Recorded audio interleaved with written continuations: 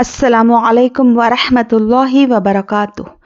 इल्म तजवीद में आप सबका खैर मकदम है। आज पढ़ेंगे हम तख्ती नंबर 18 तजदीद मा तजदीद। तो यहाँ पर देखिए, तजदीद मा तजदीद का मतलब है दो दो मरतबा तजदीद के हुर्फों का आना।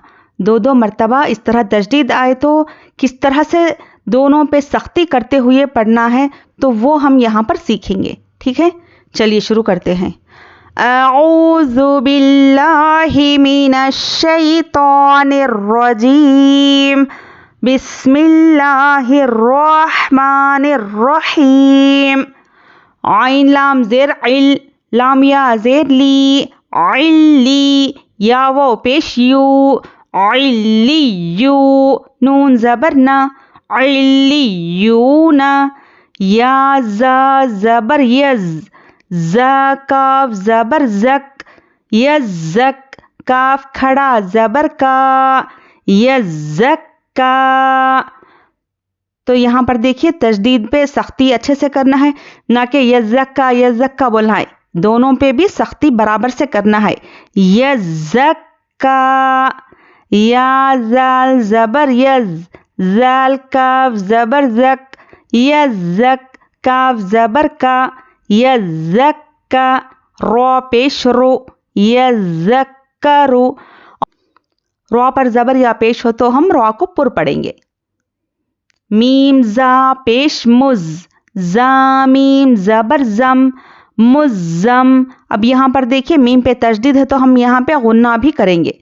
मीम ज़ा पेश मुज़, ज़ा मीम ज़बर ज़म, मुज़्ज़म।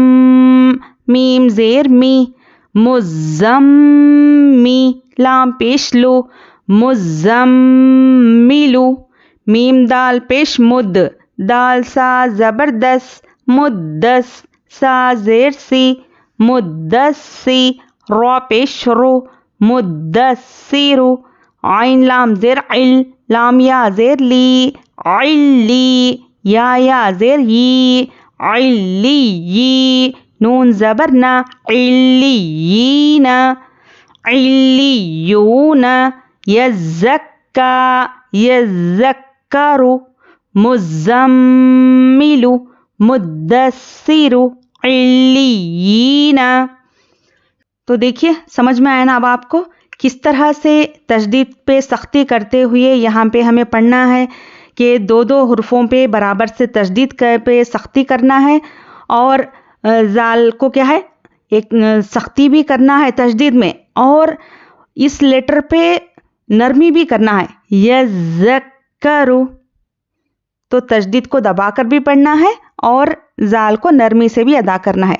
तो इस तरह दोनों को बराबर से बैलेंस करते हुए पढ़ना है। यज़्ज़क्करु, मुज़्ज़म्मिलु, मुद्दस्सिरु। तो यहाँ पर भी देखिए, सा पे भी सख्ती भी हो रही है, और सा पे मतलब इसको लाइटली भी हम अदा कर रहे हैं, सा को नरमी से भी अदा कर रहे हैं और सख्ती भी हो रही है इस पे, मुद्दस्सिरु। ठीक है, और रो को पुर पढ़ना है। रो पर पेश है तो रो को हम पुर पढ़ेंगे। इल्लियीना, इल्लियीना। और ये आखिरी हुर्फों को क्या है, हरकत है, तो इनको हम जल्दी अदा करेंगे। ठीक है, उम्मीद करती हूँ आपको ये सबक अच्छे से समझ में आया हो।